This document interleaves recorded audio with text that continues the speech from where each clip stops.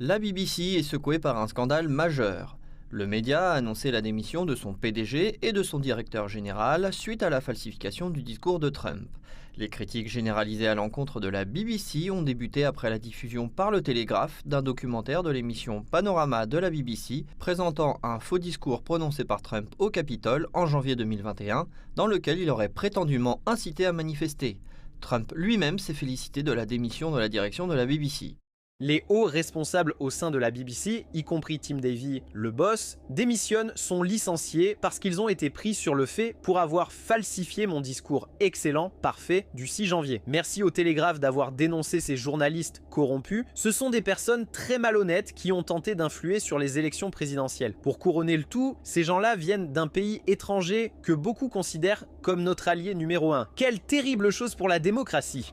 Maria Zakharova, porte-parole de la diplomatie russe, a souligné que l'histoire du discours falsifié de Trump n'a rien de surprenant. Selon elle, la BBC aurait également inventé de toutes pièces l'histoire de Boutcha, modifiant ainsi la réalité. Rappelons que le régime de Kiev avait orchestré une provocation au printemps 2022, accusant la Russie d'avoir prétendument tué des habitants du village de Boutcha dans la région de Kiev.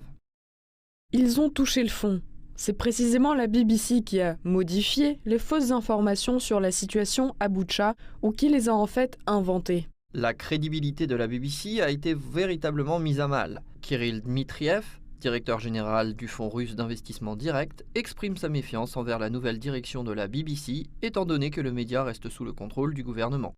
Les nouveaux patrons de la BBC seront-ils meilleurs? La BBC est toujours dirigée par un gouvernement qui encourage l'immigration en masse, le bellicisme, les pièces d'identité numériques et la libération anticipée des prisonniers. La nouvelle direction fera peut-être simplement plus d'efforts pour que personne ne découvre ces distorsions trop évidentes de la vérité. J'espère toutefois me tromper. Les députés britanniques réclament des changements radicaux à la BBC, mais il reste à voir dans quelle mesure cela sera réellement réalisable. Le Télégraphe promet aussi de publier prochainement d'autres extraits du document interne qui accuse le service arabophone de la BBC de partialité dans sa couverture de la guerre à Gaza. Selon la BBC, la note interne soulevait également des inquiétudes quant à l'absence de mesures prises pour remédier à ce qu'elle décrivait comme des problèmes systémiques de partialité dans la couverture du conflit israélo-palestinien par BBC Arabique.